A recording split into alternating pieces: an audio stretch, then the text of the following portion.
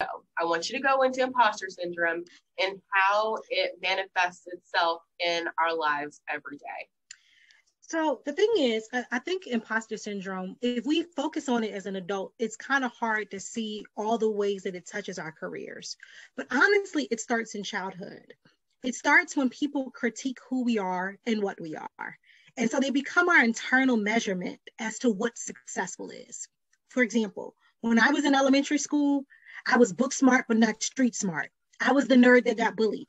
So that meant in my right. Now we're CEOs, another story. But anyway, so that was built into me. So I told myself, okay, that means I'm smart, but I don't know how to deal with people. So how can I run a business? That's imposter syndrome. Okay.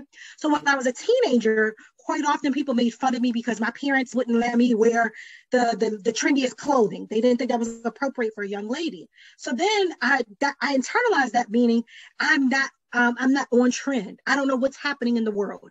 So how can I be a career coach and know what's happening in people's careers? Because back when I was a teenager, I was told, you don't know what's happening in the world. As an adult, I was told, you're too fat, you're too short. How can you do anything with natural hair? So all of these things, again, began to become my internal measurement. Okay, I can be successful, but I got to lose 15 pounds first. I can't be confident because I have natural hair. So imposter syndrome, again, we have to check those mindset hurdles about where do we get these lessons that we were less than, right? These lies, right? Yeah, the lies. Now, for us, they were lessons, but they were absolute lies. You're absolutely right. They're absolute lies. But if you try to start as an adult, we'll explain it away. It's just that I needed one more degree. You said, but see, she went to this university. No. It really started long before that because there's so many of our counterparts that are of a different gender, of a different race, that don't have your experience, but don't deal with imposter syndrome, right? Yeah. So they will show up, and you probably know this too. When people look at the job posting, if a woman of color looks at that, they'll say, I have to match all 10 of those requirements. Mm-hmm. Most men don't worry about that. If they meet one of them, or they'll have the audacity to show up at the interview and say, this is why you need me. Forget that job description, right?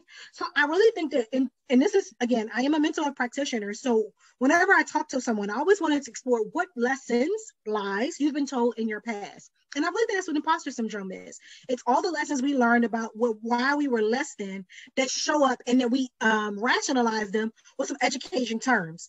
No, it's just because you were picked on when you were a child. Now you feel like you can't show up in this space. Again, I'm not minimizing the fact that there are a lot of isms, but a great deal of imposter syndrome starts long before we get into our career. It's those lies that we carry with us. Yeah, and I think that it's really beautiful how you kind of put that. They're lessons, but they're things that we have to, and so because they were lessons, they're things that we have to unlearn.